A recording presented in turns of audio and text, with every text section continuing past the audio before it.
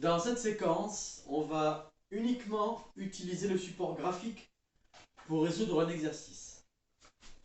Donc ici, voilà, j'ai 3 points que je vais placer graphiquement.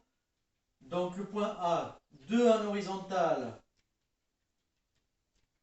3 en vertical. Le point B, 5 et je monte de 2.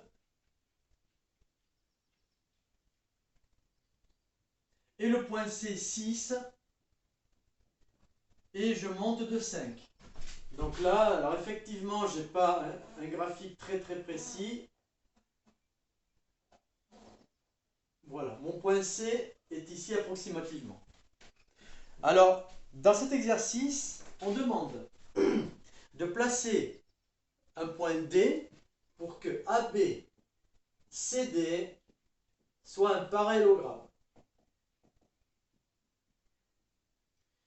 Donc ici, on pourrait très bien placer A, B, C, D, le point D par ici, sauf que là, on aurait le parallélogramme A, B, D, C.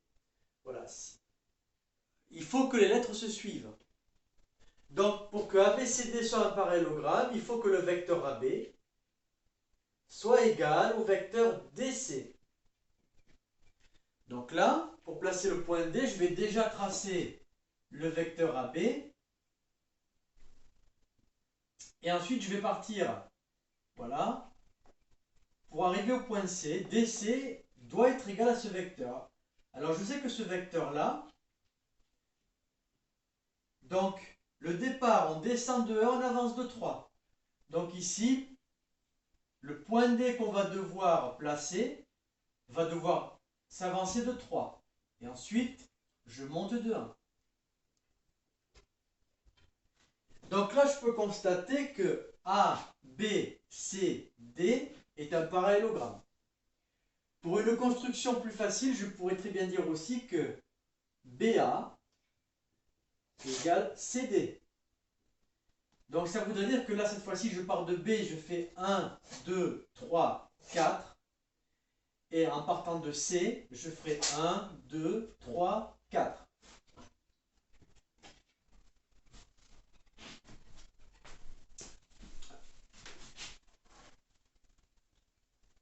Donc du coup, je relève les coordonnées du point D. Donc D a pour coordonnées 3, 5. Donc là, pour l'instant, on se base sur la méthode graphique.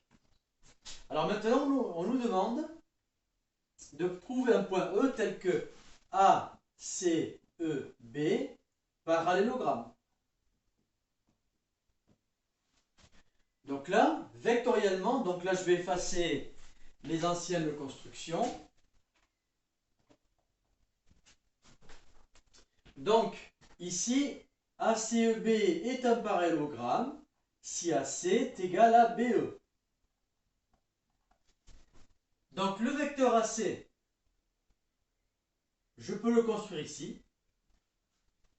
Donc, le vecteur AC, je vois qu'en horizontal, je vais faire 4 carreaux et je vais monter de 2.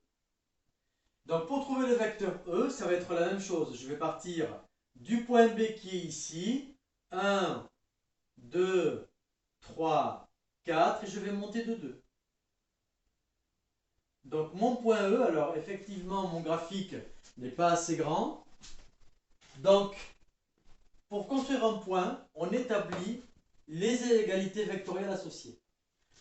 Donc le but de cette activité était tout simplement la construction, comment construire un point graphiquement et lire le point trouvé grâce au graphique.